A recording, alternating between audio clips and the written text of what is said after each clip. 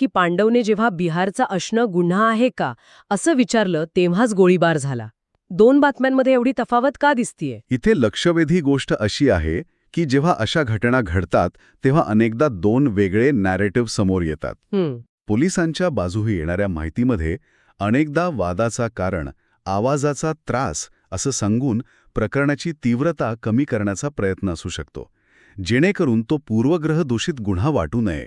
आणि दुसरीकडे स्थलांतरित कामगारांना रोजच्या आयुष्यात जो प्रादेशिक भेदभाव सहन करावा लागतो तो या कुटुंबाच्या आरोपातून समोर येतो. बरोबर. आपण दोन्ही बाजू फक्त मांडतोय. हे खरंच विचार करायला लावणार आहे. आणि त्यानंतर जो गोळीबार झाला त्यात एकाच गोळीने 2 जण जखमी कसे झाले हे थोडं तांत्रिक वाटते मला. ते असं घडलं कारण गोळी अत्यंत जवळून झाडली गेली होती. अच्छा. जेव्हा एखादं शस्त्र इतक्या जवळून वापरलं जातं तेव्हा गोळीचा वेग खूप जास्त असतो. नीरजने झाडलेली गोळी थेट पांडवची छाती भेदून आरपार गेली. बापरे.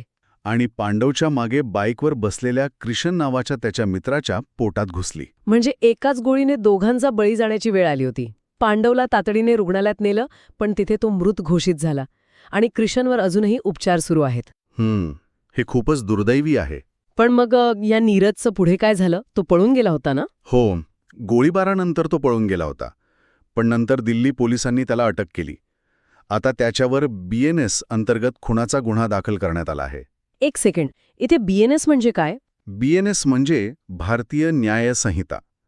जुन्या IPC किंवा इंडियन पिनल कोडच्या जागी आता हा नवीन कायदा लागू झाला आहे. अच्छा, म्हणजे कायद्याचं नाव बदललं असलं तरी खुनाच्या गुन्ह्यासाठीची शिक्षा तितकीच कठोर आहे. अगदी बरोबर. तर या सगळ्याचा अर्थ काय?